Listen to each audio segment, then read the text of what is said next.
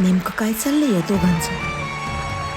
देवा भैरवनाथा, माझ्या अर्जुनला काही होऊ देऊ नकोस. तो इकडं नाही आला ते चुकतं मी. सोड रे मला, सोड रे. काय करत? अरे एवढं पैसे तुझ्या कशात घातलं, कशासाठी घातलं? तू अर्जुन यावं म्हणून ना. मग काय झालं? काय झालं त्याचं? काय झालं? काय इकडं बघ झालं, काय बोल ना. काय झालं?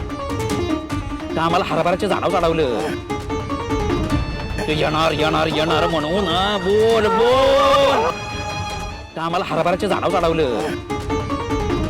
ते येणार येणार येणार म्हणून बोल बोल. गंडावला पैसे घेऊन. बल्लू बल्लू बल्लू शांत हो, शांत हो. मला तरी वाटतं ना बल्लू यांनी पैशासाठी नाटक केलंय बरं का. त्या अर्जुनला काही सांगितलंच नाही यांनी.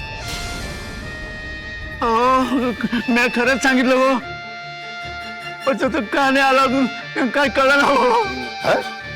असं नाही, मग तुझी पुरेशी दया आली नसेल त्याला. माझं काम केलंय हो, परंतु अजून नाही आलं तर मी काय करू? काय करू? कशाला एवढा पैसे दिला होता तुला? बोल. बोल ना रे. बोल. पाहिजे ना तू आता इथं. काटा ह्याची अशी अवस्था करा ना, अख्ख्या गावाला दया माया आली पाहिजे. सुरुवात.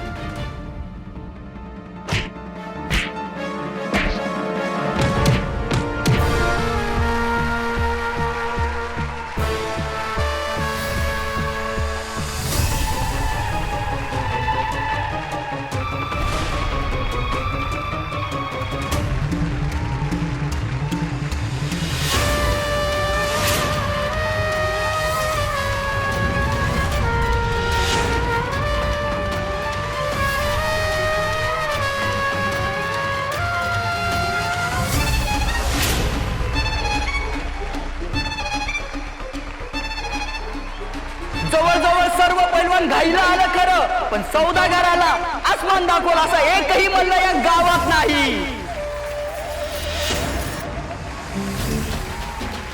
आता मी सौदागरला विजयी म्हणून घोषित करतो.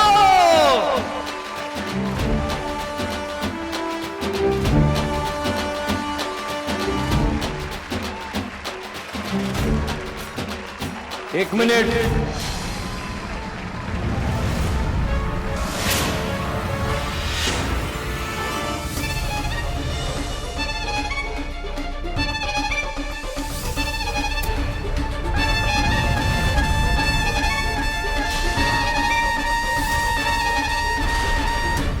मी आहे, मी देतोय त्याला आव्हान.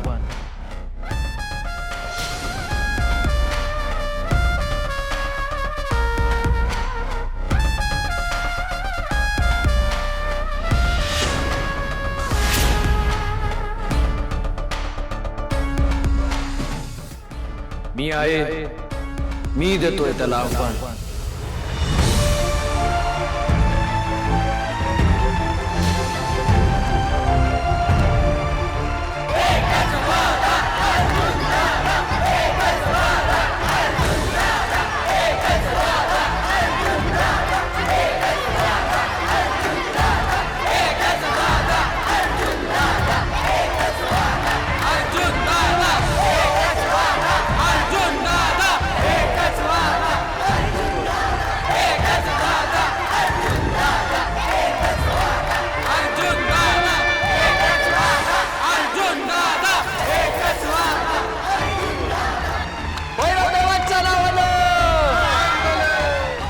मामा, अगदी अचूक नेम साधलाय आपण.